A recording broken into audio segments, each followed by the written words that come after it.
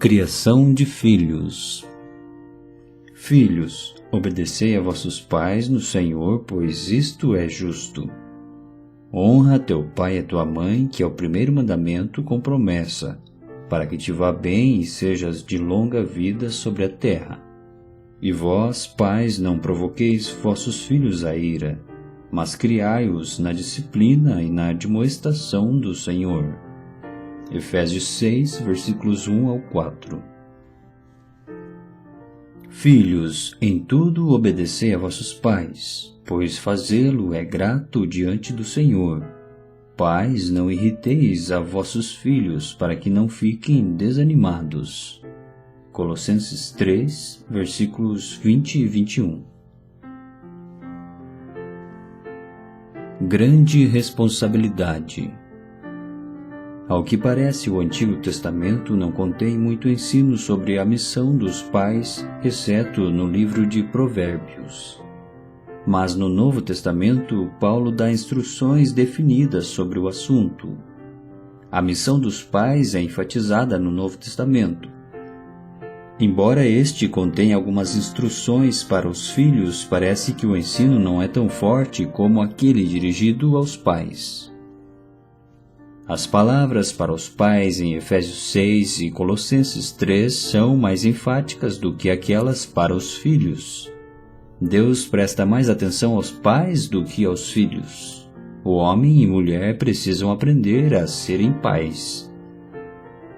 Um resumo de todas as instruções bíblicas a respeito da grande responsabilidade dos pais seria este: criem seus filhos na disciplina e admoestação do Senhor e não os provoquem à ira, para que não fiquem desanimados. A fim de fazer isto, os pais precisam aprender a se controlar. Eles mesmos precisam conhecer a disciplina e o ensino do Senhor. É isto que Paulo nos mostra. Os novos crentes, principalmente os que já são pais ou futuros pais, devem saber que não é fácil ser marido ou esposa e ser pai ou mãe é ainda mais difícil. Ser marido ou esposa diz respeito à própria pessoa. Ser pai afeta outros. O marido ou esposa tocam apenas na felicidade pessoal do seu companheiro, mas os pais influenciam a felicidade da geração seguinte. O futuro dos filhos depende dos pais. Em consequência disso, a responsabilidade dos pais é enorme. Deus entregou o corpo, a alma, pensamentos, vida e futuro dos filhos em nossas mãos. Pessoa alguma pode influenciar o destino de outro ser humano mais do que os pais influenciam no destino dos filhos. Eles praticamente podem encaminhar os filhos para o céu ou para o inferno. Quão tremendamente importante, então, é a sua responsabilidade. É preciso aprender a ser bons pais, como também bons maridos e esposas. Sua responsabilidade como pais é provavelmente mais séria do que aquelas de marido e esposa.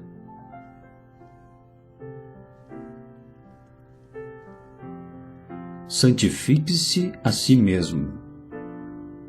Todos aqueles que são pais devem santificar-se perante Deus por amor a seus filhos. Número 1. O Senhor santificou-se a si mesmo. O que significa ser santificado diante de Deus? O Senhor Jesus santificou-se por amor a nós. Isto não se refere à santidade por si mesma, mas à separação. O Senhor Jesus era santo e a sua natureza era santa. Mas por amor à igreja ele se santificou ainda mais. Isto quer dizer que, embora ele pudesse ter feito muitas coisas sem comprometer a sua própria natureza santa, mesmo assim recusou-se a fazê-las por causa da fraqueza dos discípulos. A fraqueza dos discípulos controlava o Senhor e restringia sua liberdade de muitas maneiras. Ele estava livre para fazer muitas coisas, mas temendo que os discípulos não o compreendessem e se escandalizassem, absteve-se de fazê-las. No tocante à sua natureza, tinha liberdade para tanto, mas por causa dos discípulos, limitou-se. Número 2. Você deve santificar-se. Da mesma forma, todos os pais devem santificar-se por amor a seus filhos. Isto quer dizer que, embora tenham liberdade para fazer muitas coisas, por causa dos filhos, não as farão. Existem muitas palavras que eles não têm mais liberdade para pronunciar por causa dos filhos. A partir do dia em que o filho passa a fazer parte da família, os pais precisam santificar-se. Se você não consegue controlar-se, como poderá controlar seus filhos? Se você não consegue se governar, como governará seus filhos? A pessoa que não tem filhos só machuca a si mesma pela sua falta de controle, mas a que tem filhos destrói tanto a eles como a si mesma. Portanto, no momento em que filhos são confiados a um cristão, ele deve santificar-se.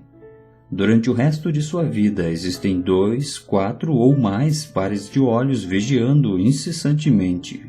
Mesmo depois de deixarem este mundo, aqueles olhos continuarão a lembrar-se do que viram.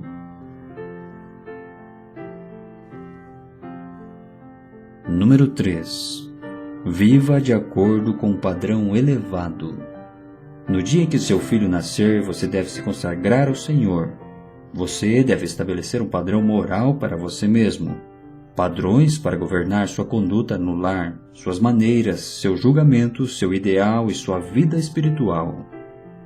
Você deve seguir esses padrões estritamente, caso contrário poderá arruinar o seu filho e a si mesmo. Muitos filhos são estragados pelos próprios pais, pais que não possuem um padrão moral, não tendo nem ideias nem critério espiritual. Espero que compreenda que a maneira como a criança avalia e julga as coisas no futuro é aprendida no colo dos pais. Ela pode ou não ouvir o que você lhe diz, mas nunca esquecerá o que viu. Ela aprendeu de você. Uma vez que tenham filhos, os pais devem lembrar-se que todos os seus modos dali por diante terão continuidade em seus filhos. Antes de ter um filho, você pode trabalhar ou brincar conforme seu gosto. Mas depois que os filhos chegam, você fica limitado. Quer se sinta alegre ou deprimido, ainda deve seguir o padrão mais elevado, pois o futuro de seus filhos depende muito de você, pai cristão. Lembro que um irmão disse certa vez que seu filho começou a ter problemas. Ele é eu e eu sou ele. Tal afirmação é absolutamente correta. Muitas vezes os pais podem ver-se em seus filhos quando estes estão com problemas. Os filhos são apenas um reflexo dos pais. Desejo recomendar a todos os novos crentes que, ao terem filhos, devem dedicar-se de novo ao Senhor. Devem entregar a alma, a vida e o futuro de seus filhos a Ele. E daí por diante se conservarem fiéis em sua mordomia. Muitos outros tipos de trabalho podem ser realizados em um período de 2 ou mais anos, mas a tarefa dos pais é para a vida inteira. Não existe limite de tempo. Número 4. Desenvolva um sentimento de mordomia com relação a seus filhos. O fracasso no trabalho ou no casamento não pode ser comparado ao fracasso em ser pai. Por quê? Porque quando a pessoa é adulta, ela pode defender-se, mas a criança que lhe foi confiada não sabe se proteger. Você poderia ir ao Senhor e dizer: Tu me confiaste 5 filhos e eu perdi 3 deles. Ou, tu me confiaste 10 e eu perdi 8 deles. A igreja não pode ser forte se este sentimento de mordomia faltar. Como pode o evangelho espalhar-se por toda a terra se você perde aqueles que são seus e depois tem de tentar recuperá-los do mundo? Você deve pelo menos levar seus próprios filhos ao Senhor.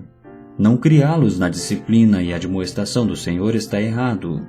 Lembre-se, faz parte da responsabilidade dos pais criar seus filhos no Senhor. Perdoe-me por dizer isto, porque é minha própria palavra, mas o maior fracasso na igreja são os pais. Ninguém está em posição de controlar os pais. Os filhos não podem. Se você é indulgente consigo mesmo, também tratará seus filhos frouxamente. Quão importante é que os pais tenham domínio próprio. Quão necessário que desistam de sua própria liberdade. De outra forma, como podem estar de pé diante do Senhor e dar conta das almas a eles confiadas? Ande com Deus. Os pais não devem apenas reconhecer sua responsabilidade e santificar-se a si mesmo por amor aos filhos. mas também em aprender a andar com Deus. Número 1. Tenha uma vida santa. É verdade que a pessoa deve santificar-se por amor aos filhos, mas isto não sugere que faça isso apenas por causa deles. O Senhor Jesus era santo e ele se santificou por amor aos discípulos.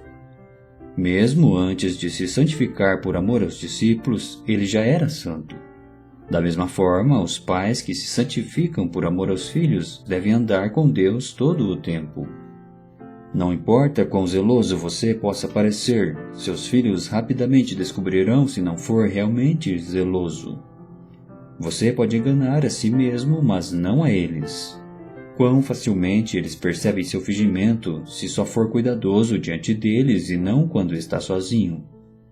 Por esta razão, você não só deve santificar-se diante de seus filhos e por amor deles, como também deve ser realmente santo e separado do mundo. Você deve andar com Deus como Enoque andou. Número 2. Enoque andou com Deus depois que seu filho nasceu. Enoque viveu 65 anos e gerou Matusalém. E Enoque andou com Deus depois que gerou Matusalém 300 anos e gerou filhos e filhas. Gênesis 5, versículo 21 e 22. Não sabemos nada sobre Enoque antes dele completar 65 anos. Mas depois que gerou a Matusalém, sabemos que andou com Deus 300 anos antes de ser tomado. Este registro no Antigo Testamento é muito especial. Quando o encargo de ter uma família caiu sobre Enoque, ele tomou consciência de sua incapacidade. Sentiu que a responsabilidade era pesada demais para ele e assim começou a andar com Deus. O registro não diz que ele andou com Deus só na presença de seu filho, porque ele mesmo estava andando com Deus. Ele estava convencido de que, a menos que andasse com Deus, não poderia conduzir seu filho. Enoque gerou muitos filhos e filhas durante esses 300 anos, mas mesmo assim continuou a andar com Deus. A paternidade em si mesma não impede a pessoa de andar com Deus. Pelo contrário, ela a constrange a andar com Ele e assim ser arrebatada. Lembre-se que o primeiro que foi arrebatado foi um pai. O homem arrebatado tinha muitos filhos, todavia andava com Deus. A condição espiritual de uma pessoa é revelada pela maneira como ela desempenha suas responsabilidades familiares. Número 3. Não estabeleça dois padrões diferentes. Para conduzir seus filhos a Deus, você mesmo deve andar com Deus. Não pense que por apontar o dedo para o céu, você pode conduzi-los ao céu. Você deve andar na frente e deixar que os sigam. A razão do fracasso de muitas famílias cristãs é que os pais esperam que os filhos sejam melhores do que eles são. Eles esperam que os filhos não amem o mundo e prossigam com o Senhor enquanto eles mesmos ficam para trás. Tal esperança é vã. É importante que os pais tenham o mesmo padrão dos filhos. Você não pode estabelecer um padrão para eles se você mesmo não viver por ele. O padrão que você segue nas coisas espirituais eventualmente será o padrão de seus filhos. Certa vez em que visitei uma família, testemunhei a sova que o menino recebeu da mãe por haver mentido. Todavia, na verdade, tanto o pai como a mãe mentiam naquela família. Pude verificar muitas vezes que eles eram mentirosos, mas a criança apanhou justamente por isso. O ponto, então, não foi o menino ter dito uma inverdade, mas sim ser apanhado nela. Sua técnica em mentir mostrou-se defeituosa. O problema real naquela casa era o fato da mentira ser ou não descoberta. Se fosse descoberta, o menino seria punido. Como você pode ajudar seu filho se adotar duas medidas? É possível pedir a seus filhos para não mentirem se você mesmo mente? Qual a utilidade de pedir isso a eles? Você não conseguirá nada se viver por um padrão e exigir outro de seus filhos. O que os filhos veem em você é o que eles aceitarão. Se virem mentira e não honestidade, então quanto mais bater neles, piores ficarão. É como os pais que dizem aos filhos que depois dos 18 anos poderão fumar. As crianças que vivem numa família onde são contadas mentiras pensarão que quando tiverem 18 anos poderão mentir. Podem não falar mentira agora, mas espere até que tenham 18 anos. Então estarão livres para mentir. Agir desta forma é empurrar seus filhos para o mundo. Você só pode conduzir seus filhos como Enoque conduziu o dele se andar com Deus como Enoque andou. Você não pode conduzi-los se você mesmo não andar naquele caminho. Lembre-se, seus filhos aprenderão naturalmente a amar o que você ama e a odiar o que você odeia. Eles vão estimar o que você estima e condenar o que você condena. Portanto, deve estabelecer um só padrão moral para ambos, você e seus filhos. Seja qual for o seu padrão moral, este será o deles. O padrão do que significa amar o Senhor naturalmente se tornará o padrão do amor a Ele. Só pode haver uma medida e não duas na família. Conheci uma família onde o pai era um cristão nominal. Ele nunca ia à igreja, mas queria que seus filhos fossem todo domingo. Assim, cada domingo de manhã, ele dava aos filhos algum dinheiro para a oferta. Depois, começava a jogar baralho com seus 3 amigos. O resultado é que os filhos gastavam dinheiro que o pai lhes dava com guloseimas.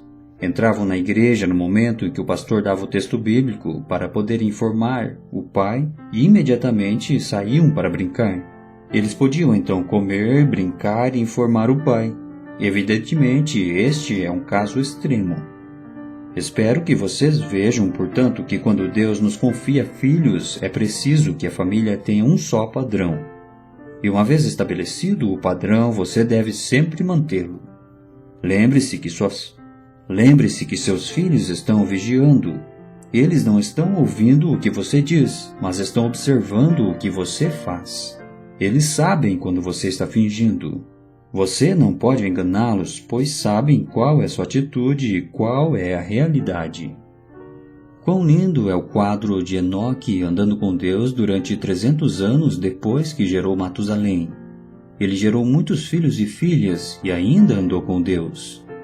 Ali estava um verdadeiro pai, um homem sem fingimento e perfeito aos olhos de Deus.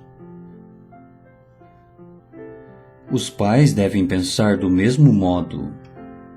Para que a família seja sólida, o pai e a mãe cristãos devem pensar do mesmo modo. Por amor a Deus, eles devem concordar em sacrificar sua própria liberdade e estabelecer um estrito padrão moral. Nem o pai nem a mãe podem ter uma opinião especial. Os pais fornecem com frequência uma abertura para os filhos pecarem, porque eles mesmos não concordam entre si. É difícil para os filhos seguirem um padrão definido se os pais não concordam. Se o pai diz sim e a mãe diz não, ou vice-versa, os filhos podem resolver pedir ao mais clemente dos dois. Isso vai aumentar ainda mais a distância entre o pai e a mãe. Conheci um casal idoso em que ambos eram cristãos. Cada um tinha suas próprias ideias. O resultado é que não eram bons nem como marido e esposa, nem como pais. Os filhos procuravam a mãe ou o pai segundo sabiam quem aprovaria o dado pedido. Se a mãe chegasse em casa e perguntasse por que haviam feito uma certa coisa, eles podiam responder que já tinham pedido ao pai. Às vezes acontecia o contrário. Assim, os filhos faziam seu jogo no campo de batalha entre pai e mãe e, agindo dessa forma, desfrutavam tremenda liberdade. Há 20 anos atrás, eu disse a esses pais que seus filhos não iriam crer no Senhor se tal situação continuasse. Eles discordaram de mim na ocasião. Agora, seus filhos são adultos. Alguns estão na faculdade e outros estudando fora do país, mas nenhum seguiu o Senhor. É importante que os pais estejam de acordo quando surge um problema com os filhos. Não importa qual a circunstância, você deve primeiro perguntar a seu filho se ele já pediu à mãe e se pediu o que ela disse. Se você for a esposa, então sua primeira reação deve ser se ele pediu ao pai. Se pediu, seja o que for que este tenha dito, será essa a sua resposta também. Não importa o que está certo ou errado, seja da parte do pai ou da mãe, simplesmente mantenha a unidade. Se houver necessidade de negociação, faça isso em particular entre vocês dois. Não permita saída alguma para os filhos, para que não acabem fazendo aquilo que lhes agrada. Os filhos estão sempre procurando brechas. Vocês podem e devem resolver suas dificuldades em particular, mas não deixem que seus filhos descubram qualquer brechas entre vocês. Só assim poderão mais facilmente levar seus filhos ao Senhor. Respeite o direito dos filhos. Um princípio básico na Bíblia com relação aos filhos é que eles são dados pelo Senhor. Desta forma, eles são propriedades do Senhor. Um dia você terá de prestar contas desta responsabilidade. Você não pode dizer, este é meu filho, como se o filho fosse exclusivamente seu, como se tivesse poder ilimitado sobre ele até que se torne um homem. Tal conceito é pagão e não cristão.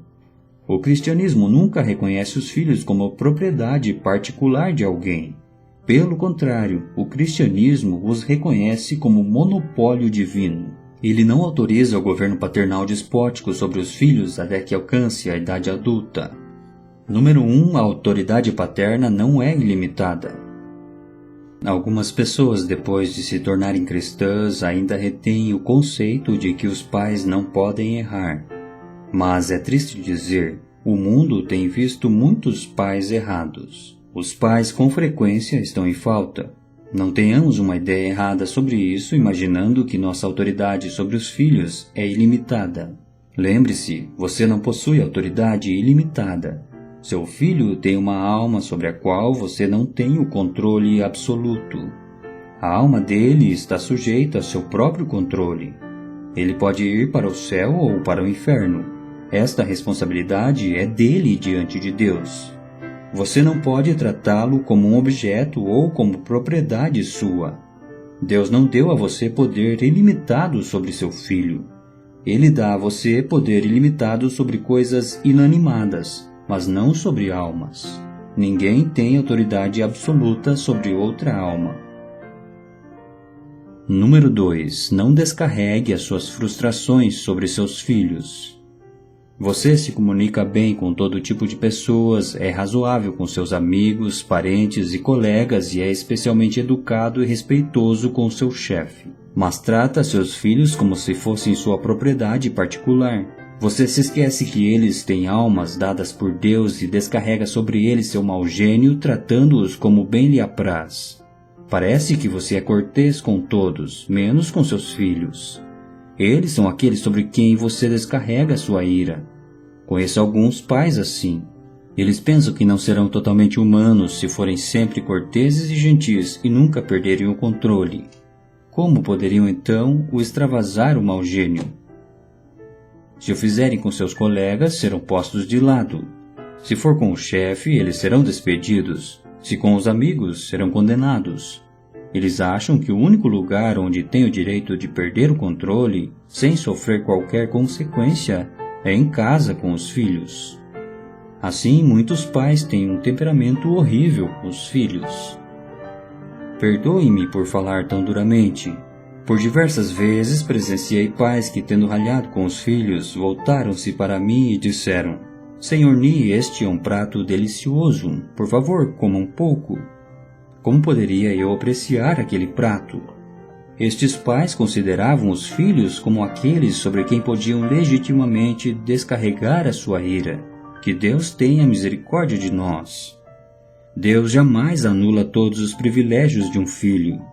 Ele não anula o respeito próprio do filho ou toda a sua liberdade. Ele não erradicou a personalidade independente do filho quando colocou em sua mão. Você não tem liberdade para bater ou repreender como quiser.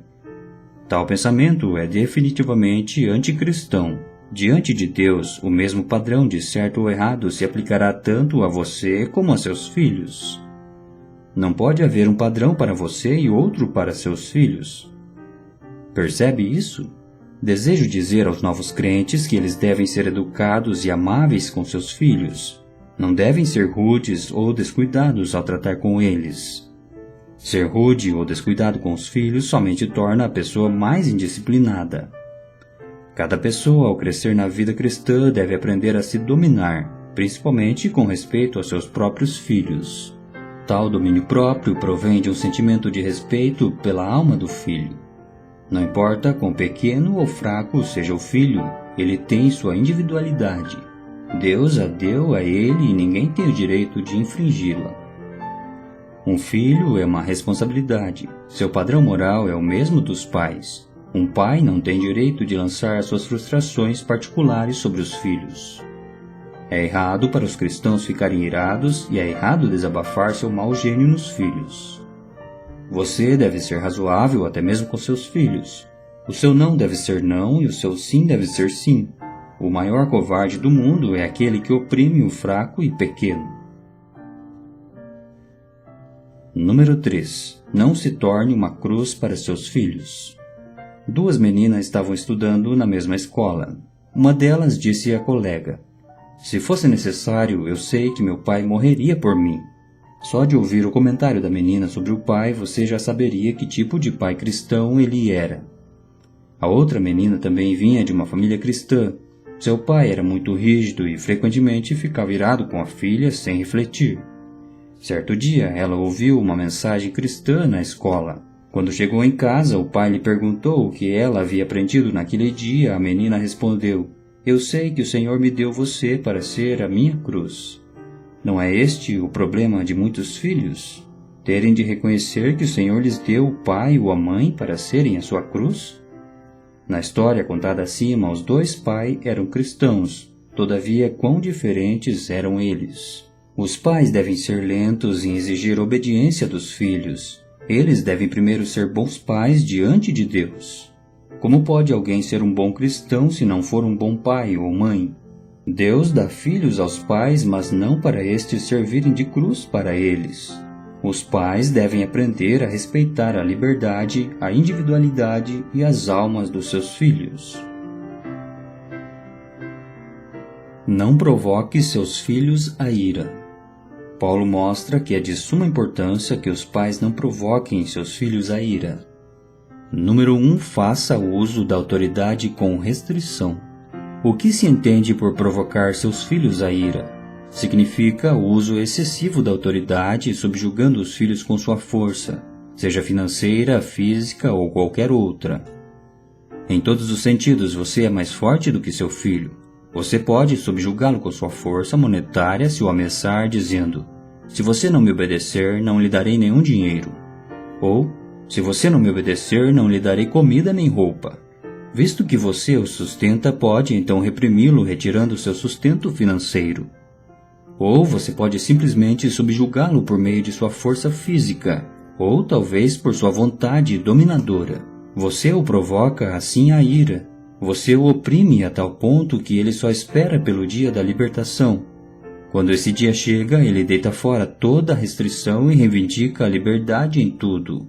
Conheço um irmão cujo pai jogava, fumava em casa e até mesmo desviava fundos públicos, mas ia à igreja no domingo. Ele forçava os filhos a irem à igreja, caso contrário, eram severamente punidos. Esse irmão testemunhou mais tarde que naquela época tinha jurado que jamais entraria numa igreja no momento em que saísse da tutela do pai.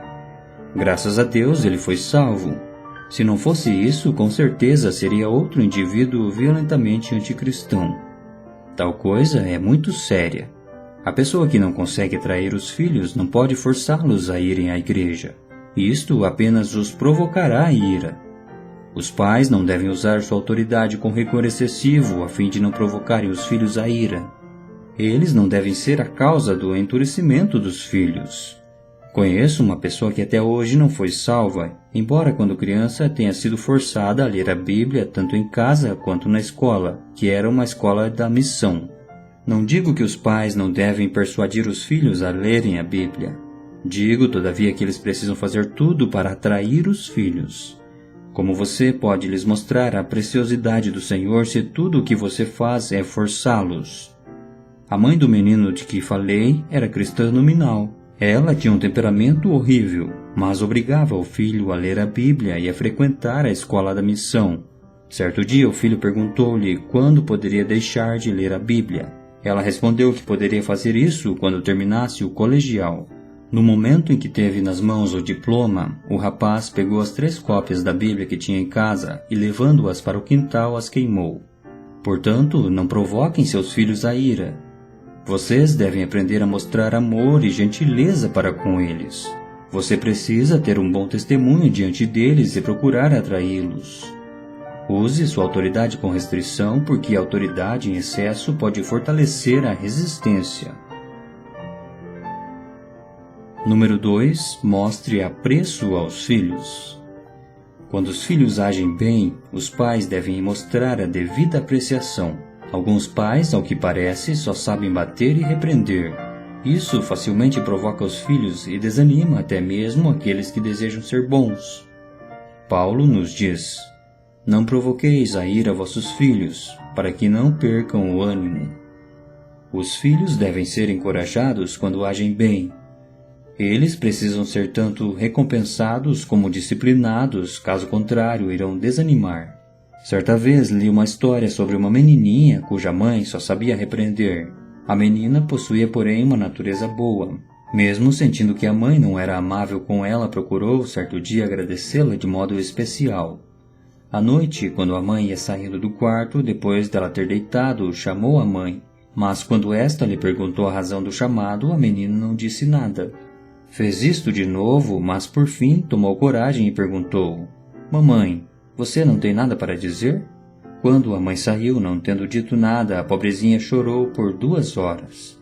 Quão insensível era aquela mãe, tão sem sentimentos que não conseguia fazer mais nada além de bater e repreender.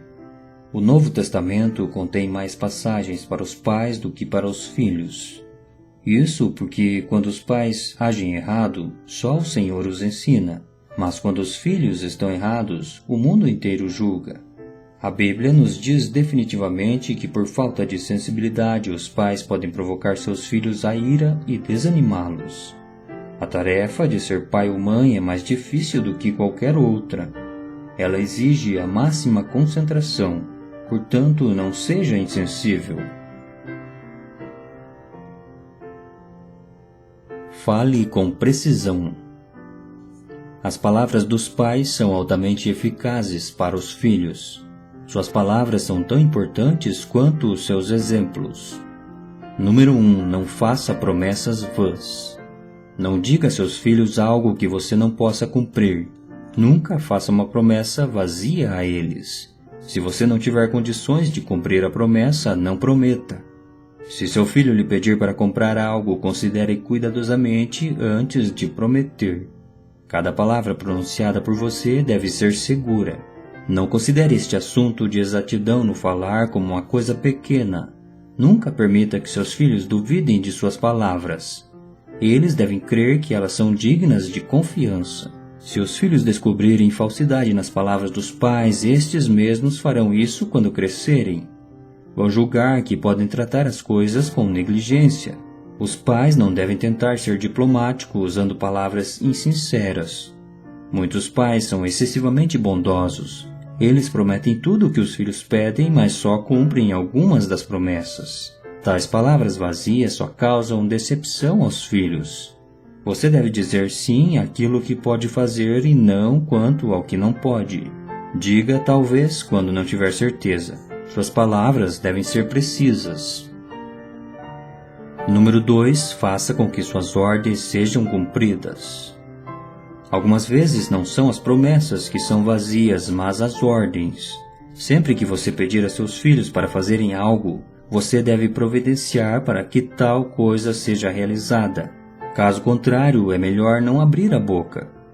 Você deve fazê-los crer que suas palavras representam a sua vontade. Se você lhes deu uma ordem, não a esqueça nem a comprometa relegando-a para a próxima vez. Mostre a seus filhos que suas palavras são dignas de confiança, quer seja uma promessa ou uma ordem.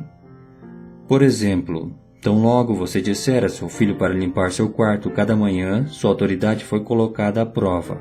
Se ele falhar em fazer isto, deve mandar que faça na manhã seguinte. Se não fizer neste ano, você ainda deve pedir que ele o faça no ano seguinte.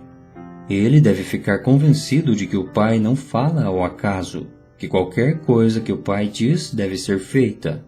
Se descobrir que não há sinceridade nas suas palavras, elas perderão imediatamente seu valor. Desta forma, tudo que você diz deve ser confirmado, deve ser cumprido. Número 3. Corrija as suas imprecisões. Sempre que você falar com exagero, procure encontrar uma oportunidade para corrigir aquela imprecisão diante de seus filhos. Suas palavras precisam ser acuradas. Talvez você tenha exagerado dizendo ter visto 3 vacas em lugar de 2 ou 8 pássaros em lugar de 5. Aprenda a corrigir este número diante de seus filhos, mostrando a eles o caráter solene das palavras. Tudo na vida da família deve estabelecer um bom caráter cristão. Portanto, você precisa confirmar a solenidade das palavras, levando seus filhos a entenderem a mesma. Se disser algo impreciso, confesse francamente. Estabeleça um bom exemplo na família para que seus filhos fiquem conhecendo o valor das palavras. As dificuldades na precisão das palavras provêm da falta de admoestação do Senhor. Os pais não devem apenas transmitir aos filhos a admoestação do Senhor, mas devem também exemplificar tal ensino. Eles devem mostrar aos filhos quão sagradas são as palavras. As promessas devem ser mantidas, as ordens devem ser reais e as palavras devem ser precisas. Assim, os filhos receberão alguma educação espiritual. Crie seus filhos na disciplina e admoestação do Senhor. O que significa a admoestação do Senhor? Significa a instrução sobre como alguém deve se comportar. Ao instruir seus filhos, você deve tratá-los como cristãos e não como incrédulos. O Senhor quer que você espere que seus filhos se tornem cristãos, devendo então tratá-los dessa forma, ensinando-os conforme as normas de conduta de um bom cristão. Número 1. Canalize as ambições de seus filhos. Um grande problema com os filhos é a ambição. Cada filho tem a sua própria ambição. Se pudesse imprimir seus cartões de apresentação, muitos incluiriam títulos como o futuro presidente, o futuro diretor ou ainda a futura rainha. Se você for mundano, seus filhos pensarão naturalmente em ser um presidente, um milionário ou um grande educador. Seja qual for o seu mundo, esta será a ambição de seus filhos. Por causa disto, os pais devem tentar corrigir e encaminhar as ambições dos seus filhos. Você mesmo deve amar ao Senhor e não o mundo. Inclua em seus jovens corações a ideia de que sofrer pelo Senhor é nobre e ser mártir é glorioso. Você mesmo precisa estabelecer um padrão para eles, contando-lhes com frequência qual a sua ambição. Diga-lhes que espécie de cristão você deseja ser. Desta forma, pode dirigir a ambição deles para aquilo que é nobre e glorioso. Número 2. Não estimule o orgulho dos seus filhos. Além da ambição exterior, os filhos também têm problemas de orgulho interior. Eles gostam de se gabar da sua inteligência, talento ou eloquência. Geralmente um filho pode descobrir muitas coisas de que se gabar imaginando-se alguém muito especial. Os pais não devem sufocar seus filhos nem tampouco fomentar seu orgulho. Muitos pais educam seus filhos de forma errada, estimulando a sua vaidade. Quando outras pessoas louvarem seu filho diante dele, você deve dizer-lhe que existem muitas outras crianças como ele no mundo. Não estimule o seu orgulho, mas ensine-o segundo a disciplina e a admoestação do Senhor. Não deixe que ele perca o respeito próprio, mas também não permita que seja orgulhoso. Não é preciso destruir sua autoestima, mas você deve mostrar-lhe onde tem se superestimado. Os jovens às vezes precisam de 10 a 20 anos de aprendizado social antes de começarem a agir bem. Este é um desperdício de tempo precioso. Tudo porque foram tão orgulhosos e complacentes em casa que não podem se humilhar o bastante para realmente realizar bem qualquer trabalho. Número 3. Ensine seus filhos a aceitarem a derrota e aprenderem a humildade. O cristão deve aprender a admirar os outros mesmo quando derrotado por eles. É mais fácil se comportar bem na vitória, mas é mais difícil se comportar bem na derrota. Pode haver pessoas que ainda se mostrem humildes na vitória, mas são poucos os que não falam com aspereza aos outros na derrota. A atitude cristã é, mesmo sendo forte, ser humilde e de boa vontade aceitar a derrota. Os filhos gostam de vencer. Tal desejo é bom. Isto os ajuda a levar vantagem nos esportes ou no estudo. Seu filho deve empenhar-se para ir bem na escola, mas você também deve ensiná-lo e encorajá-lo a ser humilde. Diga-lhe que pode haver muitos outros alunos melhores do que ele.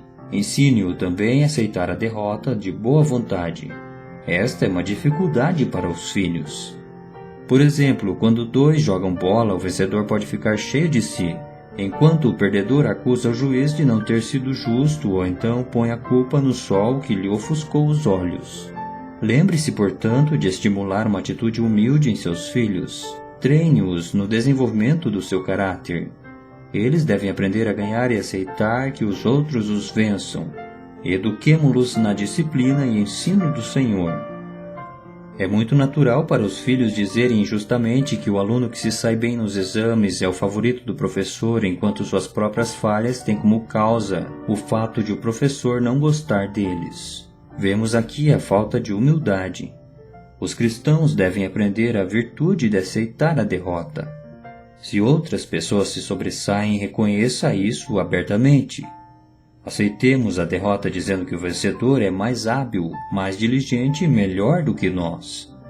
É anticristão ficar inchado com a vitória. É uma atitude cristã reconhecer a derrota com espírito positivo. Na família, os filhos devem aprender a reconhecer aqueles que são mais fortes do que eles. Isto os ajudará a se conhecerem melhor depois de se tornarem cristãos. Um cristão deve ser capaz de louvar aqueles que são melhores do que ele, como também saber aquilo que ele mesmo é. Os filhos criados desta forma são mais abertos para as coisas espirituais. Número 4. Ensine seus filhos a escolher. Dê oportunidade a seus filhos de fazerem escolhas quando ainda forem novos. Não decida sempre tudo por eles até que cheguem aos 18 ou 20 anos, empurrando-os então para o mundo. Se você fizer isto, eles não saberão escolher por si mesmos. Portanto, ao criar seus filhos, dê-lhes a oportunidade de escolher. Permita que eles indiquem aquilo de que gostam ou não gostam. Mostre-lhes se a sua escolha foi certa ou errada. Ajude-os a escolher corretamente. Alguns filhos gostam de uma cor enquanto outros preferem outra. Deixem que escolham. Se não for dada aos filhos a oportunidade de escolha, eles não estarão aptos quando chegarem à idade de casar-se para dirigir suas famílias. Dê a seus filhos tantas oportunidades de escolha quanto for possível, mas você deve também instruí-los quanto à escolha que tomarem. Número 5. Ensine seus filhos a cuidarem das coisas. Você deve ensinar seus filhos a cuidarem das coisas. Dê-lhes oportunidade de cuidar de seus próprios sapatos, meias, quartos e assim por diante. Instrua-os e depois peça-lhes para fazerem sozinhos e aprenderão a cuidar das coisas desde cedo. Alguns filhos nunca tiveram a oportunidade de começar suas vidas de forma correta, porque seus pais o amavam tão cegamente a ponto de estragá-los por completo. Mas o cristão deve ajudar seus filhos a cuidarem de seus próprios negócios. Eu creio que se o Senhor for gracioso para com a igreja, metade das pessoas acrescentadas a ela serão filhos de pais cristãos. A outra metade será salva do mundo. Uma igreja não pode ser forte se o aumento vier somente do mundo e não dos filhos dos pais crentes. Na geração de Paulo, quando a igreja estava apenas começando, as pessoas eram salvas diretamente do mundo. Mas a geração seguinte, como no caso de Timóteo, vinha mais frequentemente da família. Não podemos esperar sempre que as pessoas acrescentadas à igreja venham do mundo. Devemos esperar ver pessoas vindo das famílias cristãs. O Evangelho de Deus realmente salva pessoas do mundo. Além disso, entretanto, pessoas como Timóteo ainda devem ser criadas na disciplina e admoestação do Senhor, administrada pela avó Lloyd e a mãe Eunice. Somente assim a igreja será enriquecida. Você deve providenciar para que seus filhos cuidem de suas próprias coisas. Reúna a família e ensine-os a fazer isso. Os meninos e meninas precisam aprender para que mais tarde possam ser bons maridos e esposas. Qual é a situação hoje? Muitos meninos e meninas que deveriam ter sido criados na disciplina e instrução do Senhor por seus pais precisam ser cuidados pela igreja. Porque os pais não vivem como bons cristãos, a igreja é forçada a pregar o Evangelho e salvar estes filhos de volta do mundo. Tivessem os pais cristãos desempenhado sua tarefa, estes filhos seriam acrescentados sem criar qualquer problema para a igreja, e esta ficaria aliviada de metade do seu encargo. Conduza seus filhos ao Senhor. Um dos meios de levar os filhos ao Senhor é um culto doméstico eficaz. No Antigo Testamento, a tenda e o altar permaneciam unidos. Em outras palavras, a família e a consagração fazem um todo. A oração da família unida e a leitura da Bíblia em conjunto são indispensáveis. Número 1. Realize o culto doméstico ao nível dos filhos. Alguns dos assim chamados cultos domésticos são um fracasso, ou por serem longos demais ou profundos demais. Os filhos ficam sentados sem saber o que está se passando. Não concordo com as famílias que nos convidam para pregar verdades profundas a elas com a presença dos filhos. A reunião se prolonga às vezes por 1 ou 2 horas e tudo o que é estudado se baseia em verdades profundas. Isto se torna realmente uma tortura para os filhos, e algumas vezes os pais não são nada sensíveis à situação. Os filhos devem ser considerados em primeiro lugar numa reunião de família. A reunião não é para você, porque você pode render culto com a igreja. Nunca force o seu nível de conhecimento nas reuniões familiares. Tudo que for feito em conjunto na família deve ficar ao nível dos filhos, sendo sempre aquilo que se adapte melhor ao gosto deles. Número 2. Estimule e atraia seus filhos. Outra dificuldade na reunião da família é a falta de amor. Os filhos não são atraídos para a reunião pelo pai ou pela mãe, mas pela vara. Eles não querem participar. Eles só se apresentam por temer a vara. Isto jamais funcionará. Procure atraí-los e não açoitá-los. Medite nos meios de estimulá-los. Espero que os novos crentes não batam em seus filhos por deixarem de assistir ao culto doméstico.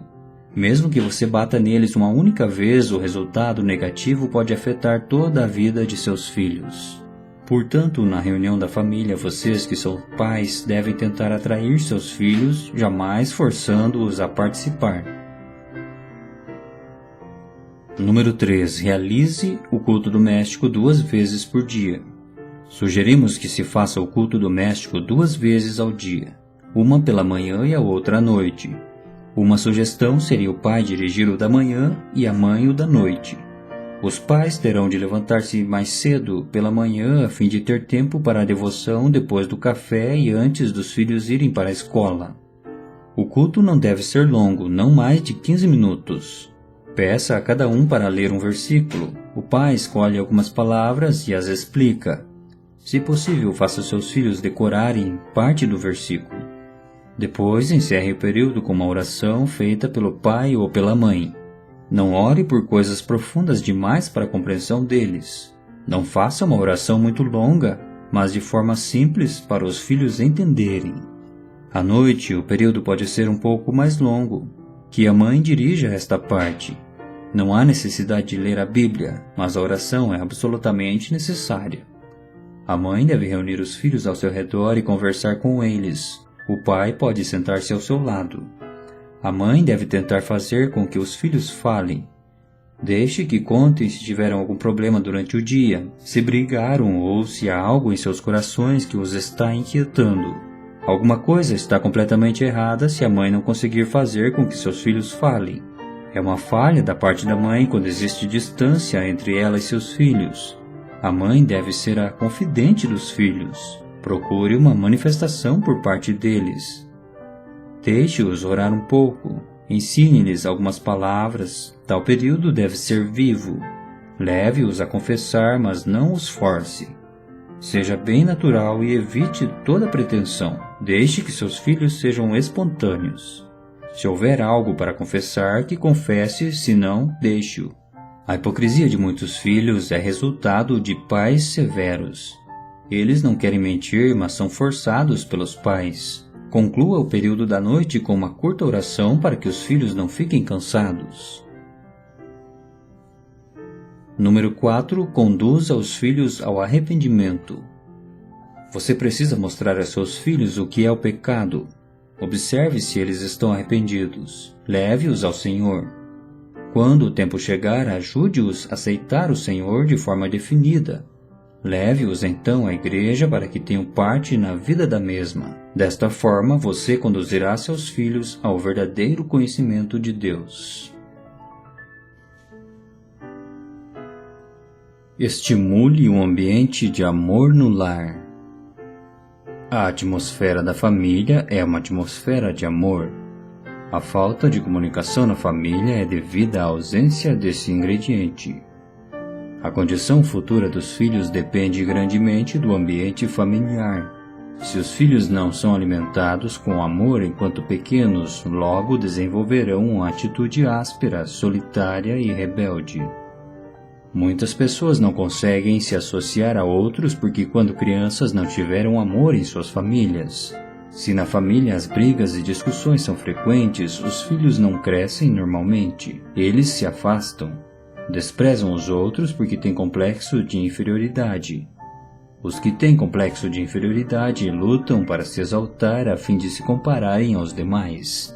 Muitos dos que ficam à margem da sociedade, tais como os bandidos e os rebeldes, nunca experimentaram amor em suas famílias.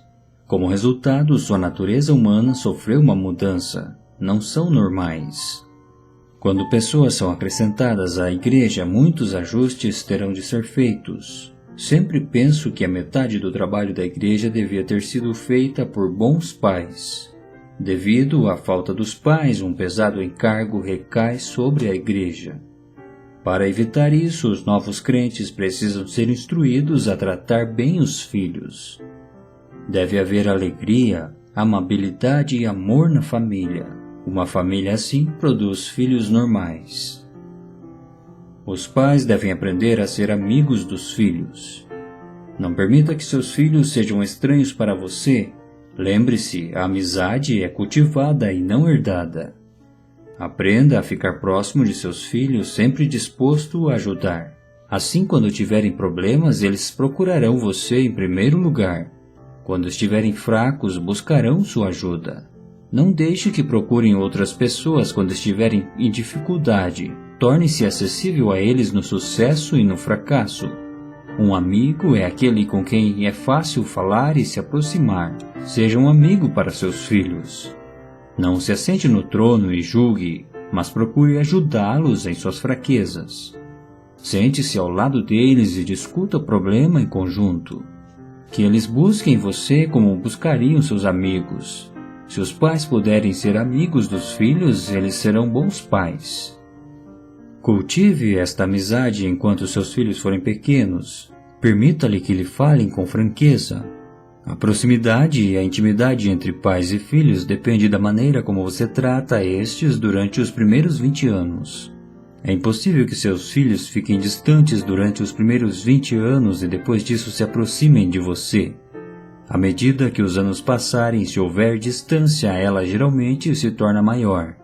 Muitos filhos não têm admiração por seus pais e nenhuma amizade por eles.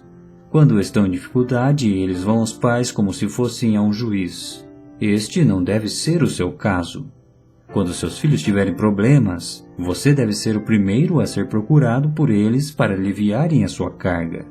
Famílias assim têm poucos problemas e os poucos que surgem podem ser resolvidos. Discipline seus filhos com sabedoria. Quando os filhos errarem, devem ser disciplinados. Não disciplinar um filho é errado. Número 1. Tenha medo de não disciplinar sabiamente. Disciplinar, entretanto, é muito difícil. Os pais devem temer fustigar seus filhos como temeriam fustigar seus próprios pais. Nenhum filho pode bater em seus pais. Todavia, seria mais fácil para os pais de alguém perdoar tal sova do que seria para os filhos de alguém conceder perdão. Aprenda, portanto, a ter medo de fustigar seus filhos. Número 2. Use a vara quando necessário. Todavia, os filhos precisam ser castigados. O que retém a vara aborrece a seu filho, mas o que o ama, cedo o disciplina. Provérbios 13, versículo 24. Esta é a sabedoria de Salomão. Os pais devem aprender a usar a vara, pois isto é necessário. Número 3. Castigue com justiça. O castigo deve, porém, ser aplicado justamente. Nunca bata em seu filho porque você perdeu o controle ou quando estiver indisposto. Se bater quando estiver irado, isto será um erro. Você não está qualificado para castigar seu filho. Precisa primeiro acalmar sua ira diante de Deus. Número 4. Mostre aos filhos sua falta. Em alguns casos é necessário bater, mas você deve mostrar a seu filho por que merece o castigo. Ele, sem dúvida, precisa ser castigado, mas ainda assim deve saber onde falhou. Cada vez que você castigar um filho, diga-lhe qual foi a sua falta. Número 5. Considere o ato de bater uma coisa grande. Não considere a surra como algo de pouca importância. Reúna a família toda e faça todos saberem. Para o pai ou a mãe baterem um filho é agir como um cirurgião que opera o paciente. Não se trata de ter sido provocado a ira, mas porque o corte é necessário a fim de tratar com a dificuldade. Da mesma forma, o pai ou a mãe, ao disciplinar, deve estar absolutamente calmo. Nenhum pai deve bater no filho quando ele mesmo está sob a ação da ira. Como isso deveria ser feito? Tenho uma sugestão. Quando um filho comete um erro muito sério que exija uma surra, você pode pedir ao irmão dele para preparar uma bacia com água fria e à irmã dele que vá buscar uma toalha. Depois você mostra ao filho onde ele errou e lhe diz que tal erro precisa ser seriamente punido. Diga-lhe que fugir do castigo também está errado. As pessoas que têm coragem de pecar devem ter coragem para aceitar a punição. Depois de explicar isto a ele, você bate em sua mão 2 ou 3 vezes. Isto pode machucar a mão dele e fazê-la inchar. Chame o irmão para ajudar a mergulhar a mão dele na água fria a fim de evitar o inchaço. Depois, peça à irmã para enxugar com cuidado a mão dele com a toalha. O ato todo é semelhante a um de um ritual. Isto vai mostrar a eles que só existe amor e não ódio na família. Muitos castigos hoje são indício de ira ou ódio, não de amor. Você diz que ama seus filhos, mas quem pode acreditar em você? Eu não posso. Você deve mostrar a seus filhos onde eles estão errados, pois precisam saber que você não nutre ódio algum ao bater neles. Se o caso for muito sério, então o pai ou a mãe podem receber um pouco da surra por eles. Isto vai impressioná-los com a seriedade do caso e será de ajuda para que se lembrem sempre de que não devem pecar descuidadamente. Essa será então a admoestação do Senhor e não a de seu temperamento. A admoestação do Senhor e não a da sua ira. Sou contrário aos pais perderem o controle. O mau gênio dos pais pode estragar o futuro dos filhos. Numa família cristã, os pais devem aprender tanto a amar como castigar. Grandes filhos vêm de grandes pais. Finalmente, quero dizer que muitos dos grandes servos de Deus vieram de grandes pais. Desde os dias de Timóteo, muitos daqueles que foram usados por Deus descenderam de grandes pais. John Wesley, por exemplo, foi um deles. John Newton, outro. John Panton, um dos mais ilustres missionários do mundo, um terceiro. Poucos pais eram como o pai de John Panton. Quando John atingiu uma idade avançada, ele ainda se lembrava de como, quando tentado a pecar, imediatamente lhe vinha à memória a imagem do pai e das orações que fazia a seu favor. John era de uma família pobre, só havia um quarto, cozinha e outro cômodo pequeno em sua casa. Sempre que ouvia o pai orando e soluçando naquele pequeno cômodo, ele tremia. Ele sabia que o pai estava agonizando pela alma dos filhos. Mesmo quando o homem feito, John podia lembrar-se dos soluços do pai. Como ele agradecia a Deus por lhe ter concedido tal pai para que não pecasse. Se pecasse, não ofendia somente o pai que estava no céu, mas também o pai que estava na terra. Raros são os pais como o de John e raros filhos notáveis como John. Se em nossa geração os pais aprenderem a ser bons pais, quantos irmãos fortes e vigorosos teremos na geração que virá. Sou com frequência levado a dizer que o futuro da igreja depende dos pais. É necessário que haja pessoas a quem Deus possa levantar quando Ele deseja abençoar sua igreja. É necessário que haja mais Timóteos para que ele não tenha de trazer pessoas do mundo, mas possa acrescentar aqueles que vêm das famílias cristãs.